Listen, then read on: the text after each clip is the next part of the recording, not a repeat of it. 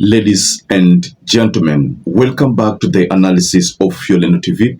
I hope you're well from wherever you're watching this channel. Now, Natembeya surfaced with a bold statement.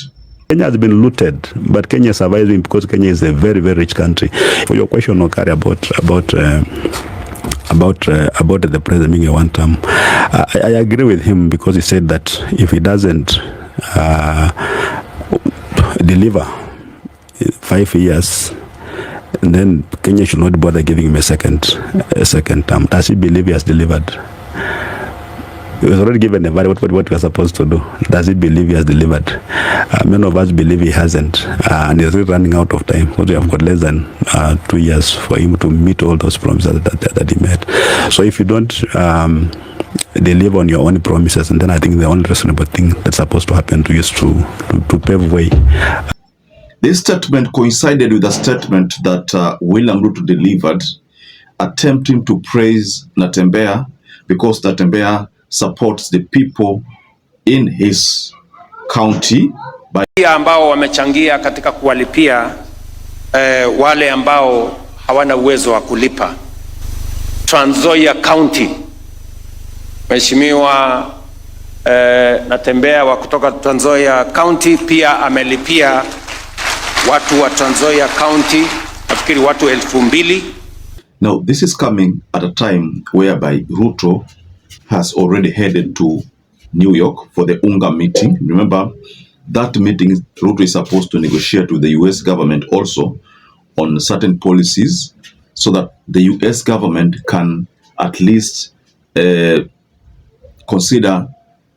reconsider their stance because of the initial, communication that came from the US Senate. Now, this story coming from Natembeya, ladies and gentlemen, is what I want us to look at in this analysis. The expectation maybe from people is that Natembeya would maybe toe the line and join this government. But from the story that I've come across, it's as if the State House has made numerous attempts to try to convince Natembeya to come and support it. But based on the reaction from George Natembeya, and then disappear for 5 years, come back with some little money, that is not something that is going to happen. But before we go further with this story, ladies and gentlemen, allow me to appreciate you for the support you've been giving this channel by liking and subscribing. If you wish to support us, just like this video and subscribe if you had not subscribed before. Once again, thank you so much for that support. Now, the strategy that RUTO launched of praising George Natembeya, especially on the issue of supporting medical bills of people within his county, that was a targeted approach to try to sway Natembeya into supporting the government. Now, but from the video that I shared, part of the video, you realize that Natembeya is not the kind of person who is ready to toe the line.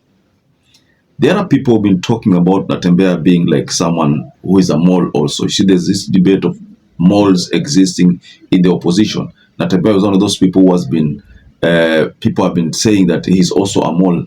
I can't really agree with that point, but in politics, anything is possible. But as it stands, the declaration that has come from George Natembeya is very spot on. And once again, allow me to reiterate that Natembeya is not going to board this ship of the broad-based government based on his statement. If his statements are anything we can believe on or believe in, then I think Natembeya is not going to be swayed, because there's been this strategy. And for those of you who've been discovering what is happening lately, like the issue of Wamuchomba, anytime you praise this regime, know that hapo huwa ni politics yako ni kama inaisha. You see, it's not like those days to around 2017 there. No. I think the things that are happening now, people are more informed.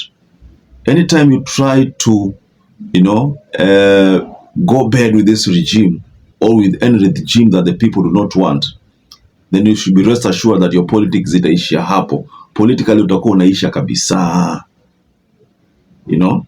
So I think Natembeya, after observing what happened with Wamuchomba, because Wamuchomba is under pressure, by the way, that's why there's a video I shared about him being heckled by the people she claims she supported. Those are the same people heckling her. So that's why I think politics ndo uwanja mmoja ambao inafaa uwe very very careful. Uwe very careful. If you are to follow one direction, make sure in that direction na usitoke kabisa. Because the moment you try to look the other way around, make sure that you should be aware that your opponent will always take advantage of that little mistake.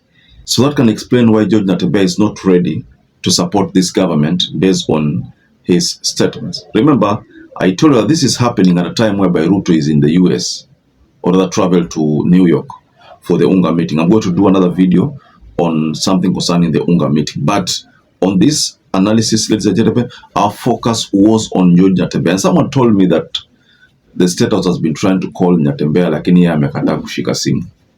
Amekataa kubaliana nao. Wamekuwa wakitaka kwamba yeye aende huko. Ndio maana unaona kila saa unaona mtu kama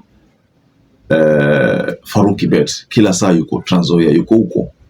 The intention is to try to convince Natembeya kwamba look the other way around, Joe to join, you see, but that's not happening. Do you believe RUTO should be a one-term president? Broad-based governments are an oxymoron. That's not how our constitution intends it, that we have people in government and people outside government, the minority and the majority. That's how just things are supposed to be. A broad-based government is an escape from accountability. That the people who are supposed to be criticizing you, they join the eating table, and therefore they keep quiet. And as somebody said, when you are eating, or mother's daughter, when you are eating, you don't talk. Yeah, so everybody's quiet and everybody's eating. It's actually bread-based. It's not broad-based. What's so broad about that? When you have got like two communities, unfortunately the Kikuyu, there are very many in that government, and the challenges, how broad-based is that? They take over 75% of all the cabinet slots. Is that what do you mean by broad-based? Because two big communities are in government. That's just a nice sounding word that means to me really means nothing. And for those of us who accuse us of tribalism, let them come to Trans Nzoia and say how I've formed my government. My government has got all the communities. I've got Luyas, has got Kikuyus, has got Kalanyins, has got Luos, there's got the Kisses.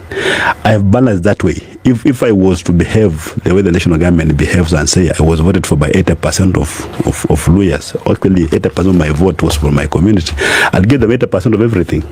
But I realized that this is a cosmopolitan country, and I gave slots to even people did not vote for me. Why can the national government do that? And some of these things just a matter of perception that we belong.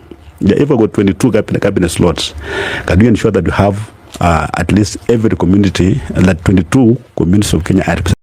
So, ladies and gentlemen, just go below in the comment section and tell us what to think about this statement from Natembeya. So perhaps if you're watching this video and you've not subscribed, take 1 second and subscribe, like this video. Until you catch up again, stay safe and stay blessed. Thank you once again for choosing YOLENO TV as your favorite political channel.